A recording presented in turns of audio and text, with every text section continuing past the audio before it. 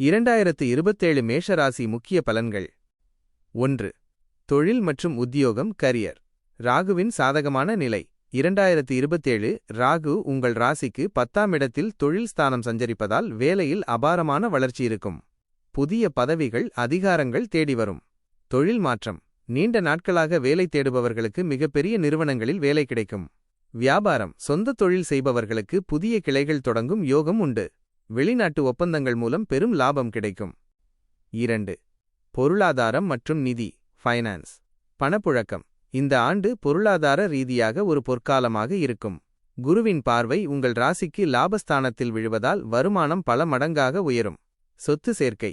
புதிய வீடு, மனை அல்லது சொத்துக்களில் முதலீடு செய்வீர்கள். பழைய கடன்களை முழுமையாக அடைத்து நிம்மதி பெறுவீர்கள். 3. குடும்பம் மற்றும் உறவுகள் ஃபேமிலி மற்றும் ரிலேஷன்ஷிப். திருமண யோகம். குருவின் சாதகமான நிலையால் தடைப்பட்டிருந்த திருமணங்கள் 2027 கைகூடும். குழந்தை பாக்கியம். குழந்தை வரம் வேண்டி காத்திருப்பவர்களுக்கு நல்ல செய்தி கிடைக்கும். உறவுகள். குடும்பத்தில் மகிழ்ச்சி தங்கும். கணவன் மனைவியிடையே அந்யோன்யம் அதிகரிக்கும். எனினும் 12 இல் சனி இருப்பதால் அவ்வப்போது சிறு கருத்து வேறுபாடுகள் வந்து நீங்கும். 4. ஆரோக்கியம் ஹெல்த் மேம்பாடு. பழைய உடல்நல பாதிப்புகள் நீங்கி புத்துணர்ச்சி பெறுவீர்கள். எச்சரிக்கை. கால்கள் மற்றும் பாதங்களில் சிறு வலிகள் ஏற்பட வாய்ப்புள்ளது. அதிக வேலைப்பளு காரணமாக சோர்வு ஏற்படலாம். சரியான ஓய்வு அவசியம். 2027 முக்கிய கிரக பெயர்ச்சிகள். 1. ராகு கேது பெயர்ச்சி மே 2027. ராகு 10ஆம் இடத்திற்கும் மகரம், கேது 4ஆம் இடத்திற்கும் கடகம் பெயர்ச்சியாகிறார்கள்.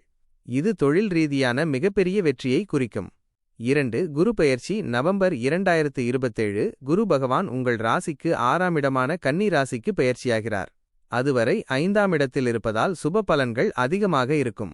3. சனி பெயர்ச்சி. சனி பகவான் மீன ராசியில் 7.5 சனியின் 2ஆம் கட்டமான ஜென்மச் சனி நிலைக்கு தயாராவார். இது பொறுப்புகளையும் அனுபவத்தையும் கூட்டும்.